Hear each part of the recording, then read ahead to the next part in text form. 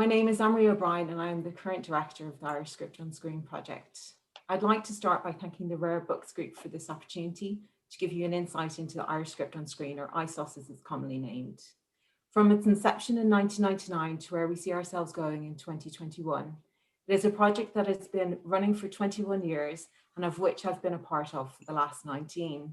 It has been an exploration of new technologies and best practices, with brave steps by institutions and librarians to come on their very first digital journeys with us. Gaelic manuscripts are to be found throughout the world, in libraries and in private collections. There's roughly 5,000 survived manuscripts that we currently know of. The biggest of these collections are located in Ireland, Scotland, England, and Wales. These manuscripts range in date from the 11th to the 19th century. The earliest are made from vellum down to about the middle of the 16th century when paper starts to take over. A vellum manuscript was made from a prepared animal skin, typically calf skin, which has been bleached and stretched and scraped until smooth. It was a very durable material and a precious commodity. It was quite a considerable investment. The animal would have had to be killed before its potential for meat or dairy was released. Only the wealthiest monasteries could therefore afford vellum. It can pose quite distinct challenges when digitizing, which I'll go into further later on. With the arrival of digitization in the 1990s, the School of Celtic Studies sought to connect its published research to high-quality digital images of the manuscript themselves. So it was in 1999, a project called Irish Script on Screen was launched by Pádraig Ó Macan. It was to become one of the first specialist manuscript digitization projects established in Ireland, and to date, it is one of the longest running in Europe. When it was first established, it was run as a joint project between the School of Celtic Studies and the School of Computer Applications in DCU. This collaboration continued until in around 2004, when the IT facilities were becoming more established at the School of Celtic Studies. We were able to host the site in the Dublin Institute ourselves. One of the first phases of digitization being run in partnership with the likes of the Trinity College Library and the Royal Irish Academy.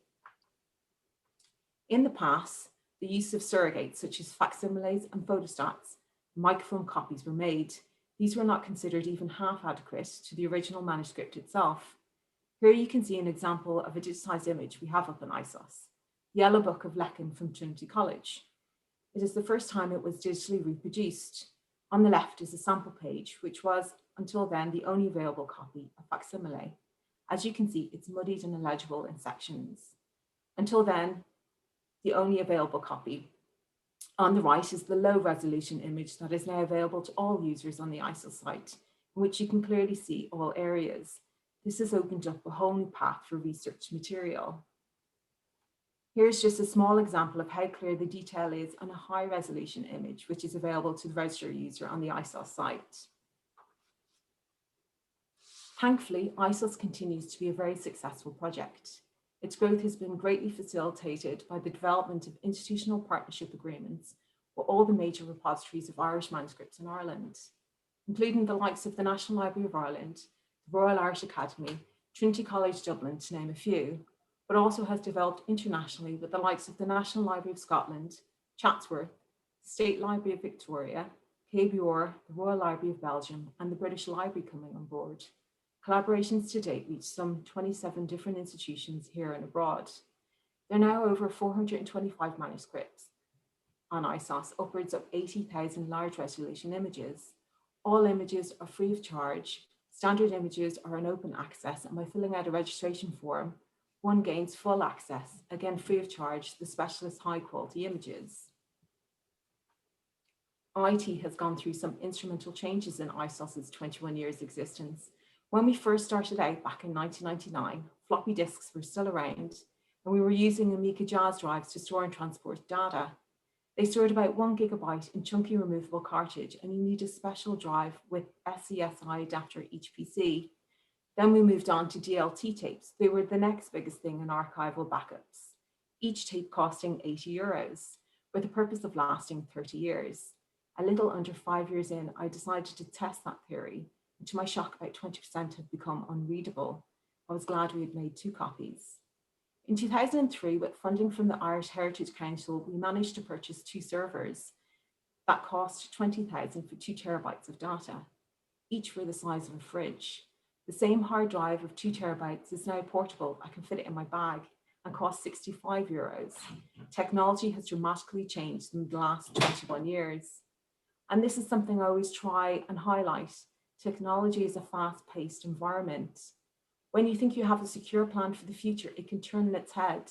We no longer have slots for floppy disks, CD-ROM drives, and ports in general are becoming obsolete. If the project had come to an end at that point, our data would be very difficult to access or possibly lost. The smallest project needs long-term planning and how it will be accessible in the future. We need to stay as up to date as possible with new technologies and best practices. Currently, ISOS has what I like to call a living database, both local and off-site, on servers that are completely circled through each day to flag for errors.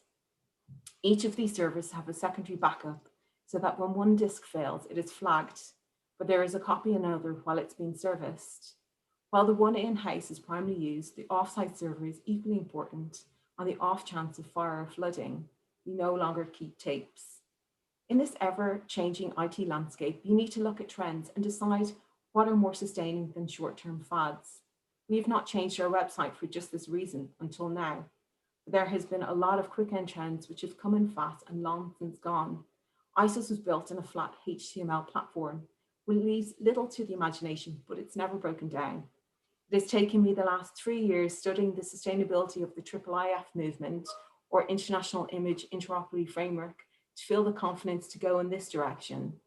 With the IIIF ethos to collaboratively produce an interoperability technology and community framework for image delivery, it seems to me the best direction for ISOS in opening up our shared resource to really give the researcher the best possible experience. All over the world, now more than ever, digitization is part of the main focus in libraries and museums. We need to be able to integrate with each other, to pass information and allow open source content, so users can use these vast resources collectively. New technologies need to be monitored and updated to achieve no loss of data. Here you can see the setup we use to digitize the manuscripts. We use a non-intrusive capture mechanism called a conservated graded book cradle. Sensitivity to the fragile nature of the manuscripts is paramount to the project.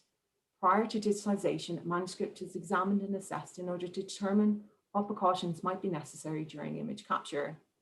After the manuscript is assessed, the cradle is used to fully support the manuscript at all times so that no undue stress is placed on the spine. A large format 5:4 Signer camera phase 1 IQ 180 digital back is used to capture the images. It's a case of old meets new, with the most cutting edge digital back meeting one of the earliest camera styles. The reason we use a large format camera is that the earliest Irish manuscripts were written on vellum or calfskin, a substance that is both strong and durable, but subject to a contoured surface. As we were dealing with the live porous substance, it moves under very little heat. So with the 5:4 camera, we can fully control and manipulate and focus on the four corners of the parchment. To keep heat to a minimum, we use a north light copy system with cold light, and temperature and humidity are always constantly monitored and maintained. Even the slightest temperature and humidity changes by a person in the room will have effects on the manuscript. Vellum likes to buckle when it's not happy, and taken out of a controlled environment where it is stored can cause issues. You need to address these in the digitization environment as they happen. After capture, the image is loaded through a Capture One Pro, a raw converter and imaging editing software. The image will then have to meet ever-increasing digital imaging standards, the like set out by the FAGI Metamorphosis ISO standards. These can bring you to a limit where you almost need to be a color scientist, with targets to measure tone, color, noise, etc. But it's always light that's no longer your friend and has to be tightly controlled. When digitization of the complete manuscript is finished, we then move on to the processing stage and the dreaded metadata. This can take just as long as the digitization stage, as each image has to be prepared for online viewing. Adobe Photoshop is used to adjust the brightness and alignment of the images if needed, so the images match the pages, physical pages in as far as possible.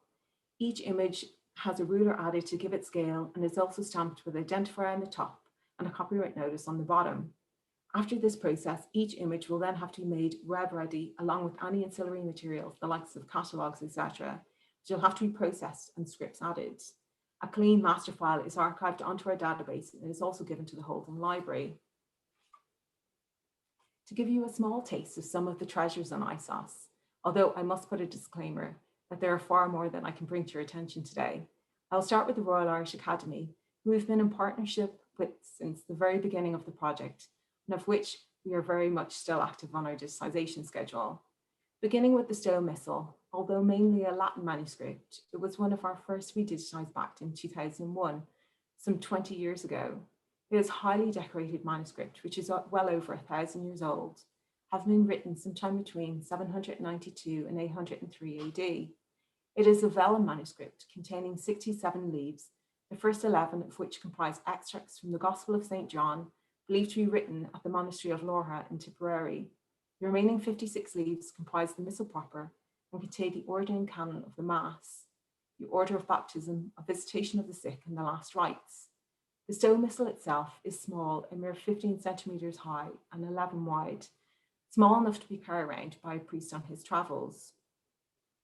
What is particularly unique about this manuscript is that in the 11th century there was a shrine made for it, known in Irish as a Kudak. The shrine now resides in the National Museum of Ireland. It is a shallow rectangular box made of oak and covered with decorated metal plates. During the very early stages of the ISOS project, both the Stowe Missal and its shrine were briefly reunited and digitised together, which is one of the great aspects of ISOS and digitisation, where for the first time we can reunite our Irish heritage together no matter where it's found itself in modern times. This page is from LAI, or the Book of the Dun Cow at the Royal Irish Academy. This is a late 11th, early 12th century manuscript and is written entirely in Irish. It was compiled in the monastery at Clonmacnoise and derives its name from a legend that it was partly written on vellum, made from the hide of a dun cow who was a pet of St. Kiernan's at Clonmacnoise. LAI, commonly known to scholars as LU, is the oldest surviving manuscript with literature written in Irish. LU contains the earliest versions of some of the most famous of Irish sagas, including the Eulogy of Colmcille, believed to be the oldest text in Irish, having been written shortly after his death in 597. Here we have a 16th, 17th century medical manuscript from the National Library of Scotland, written by various members of the Beaton medical family of Mull, an island off the west coast of Scotland. The text briefly describes the 12 constellations and the legends associated with their names. The chapter on the crab explains, for instance, in a late medieval version of a famous Greek legend, that Hercules was walking along the beach one day when he encountered an odious, multiformed and multi-headed monster. He fought the Hydra bravely, and when the going was particularly tough, a crab assisted him by taking a bite out of the Hydra's leg, who was thereby lamed and fell at Hercules' hand. As a reward for his efforts, the crab was placed among the constellations. The chapter on the lion explains that he is hot and dry by nature, swift and fierce. He's the king of all brute animals in the world, and for this reason has been placed among the constellations. What is fascinating to see is that we still relate to these characterizations as they would have done at that time, the zodiac signs being still a modern concept, another great example of how we have intertwinings with our past. Another interesting manuscript from the 16th century that has been digitised is the Irish primer from the Benjamin Ivory Library at Farmleigh. It extends to 18 pages written in English and Latin and has some Irish phrases. It sets out the antiquity of the Irish language and race and was prepared at the request of Queen Elizabeth I. The scribe may have been Christopher Nugent, who died while a prisoner of the English government in Dublin Castle. It has been suggested that the primer was presented to Elizabeth I on the occasion of her visit to the University of Cambridge in 1564, where Christopher Nugent was a student. It is recorded in the primer that the Queen herself had specifically requested of the author that he provide her with instructions for reading of the Irish language. The main motivation for Elizabeth's request and for the primer's composition was, without doubt, her interest in propagating the Protestant religion among the Irish through the use of the vernacular. A copy of this primer was given to Queen Elizabeth II on her visit to Ireland in May 2011, this being made possible by Irish Scripts on Screen's digitising work on the original primer, which made images available to produce a lifelike copy. Over 100 medical manuscripts in the Irish language have survived into modern times. Taken together, the corpus runs to over 16,000 pages of text.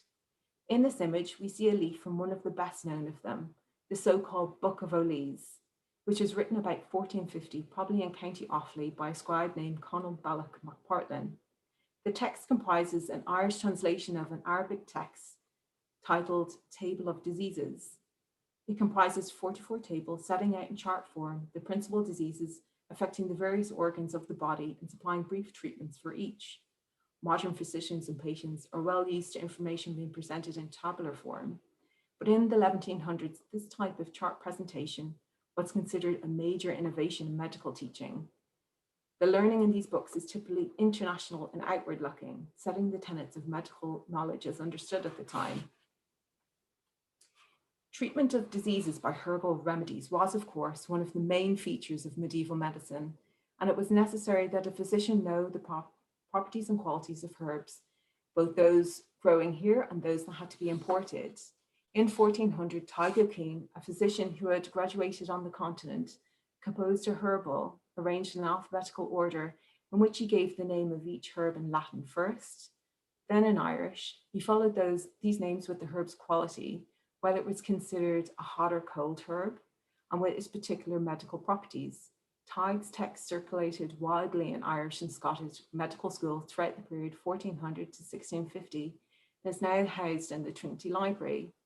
In the page seen here, you can see the names are in Latin, but the text itself is in Irish, and the tables of contents is also in Irish. Physicians would, of course, have used both the Latin and Irish names interchangeably. And it's interesting to observe that though this herbal is decorated, its decoration is incomplete. This one sees the opening capital letter A filled in for the first chapter. However, for the second and third chapter, a blank space has been left for the initial, a space never subsequently filled in. One can see, however, a small guided letter A in the space. This was a guide for the illuminator who would do the artistic work of filling in the decorative initials. Just in case he might be in doubt, the little guide letter would hint to him the letter to be supplied. Here you can see our latest collaboration to the ISOS website, the Great Parchment Book of Wardford, in conjunction with the Wardford Treasures Museums. It holds a unique medieval history of Wardford city spanning the period 1350 to 1649. It gives vivid insights into medieval life in Wardford, such as laws to control the sale of meat and fish, or what ordinances were set against priests having wives or concubines within the city, and against breaking of church windows. Later, sections of the manuscripts were endowed with ornate capital letters, which list the mayors and bailiffs year by year. Here you can see the capital letter T of the word tempore. It has a royal heraldic shield surmounted by a temporal crown, all superimposed over a stylized drawing of Wardford city, which is identified by the Gaelic word Port Large. You can see closely packed houses sit atop a quay wall constructed from large dress stones, and the river are depicted more ships, barges, and galleys. The upper figure, devoid of a halo and surrounded by buildings, represents Queen Elizabeth I, the head on earth of the church ruling her kingdom under the aegis of the Virgin and Infant. The lower bare-breasted figure in the right-hand margin is identified by her halo as the Blessed Virgin nursing the Holy Infant, known on the continent as Maria Lactans. This image of the bare-breasted nursing Madonna is unique in Irish manuscript iconography. Through ISOS, Irish manuscripts have been given a new platform of discovery, not only for academic research, but also to the wider public in general. Images have been used for exhibitions both nationally and internationally, displayed in heritage and visitor centres, for people simply searching their ancestry through genealogies. Artists use images for inspiration and design, and in 2018, the bagpipe-playing pig from a 16th century Irish manuscript at the Royal Irish Academy was used for Ireland's national postage system in a commemorative stamp. One of the greatest things we're able to achieve with the ISOS project is allowing access to collections that have been hidden in the past and strive to unite them virtually related materials at other institutions, making connections that may have previously gone unrecognised. We can compare, for instance, two copies of the Ogden book side by side. As you can see here on the left is the Ogden book from Trinity College, Dublin, manuscript 1337, and And on the right, you have the Royal Irish Academy's Ogden Book in the Book of Ballymount. The image is the first-hand glimpse at what our new IIIF site will allow the user to be able to do. I've opened both these images in a viewer. I can now control each manuscript separately, zoom into different parts of interest, and even save my workspace to come back at a different time. I'll have to do another presentation at a later date when we have it up live. I just wanted to touch on this very briefly as a starting conversation for any libraries wanting to begin their journey into mass digitization. Heritage digitization is more important now than ever. The need to make collections available to educate, stimulate, and record our history for current and future generations has never been more urgent, particularly evident with the current COVID and lockdowns crisis. So you need to define your needs and content first. What are you digitizing? Is it one type of items or lots of different types of items? Are they fragile, unique? Is your interest in the items themselves or just the content they hold? Why are you digitizing? Is it to improve access? Or is it solely for promotion or exhibitions? Or is it to preserve and protect your collections or to facilitate research? Where will you digitize? On the premises or maybe in stores or public areas like your library space? And who will do the work? Colleagues or an in-house photography team?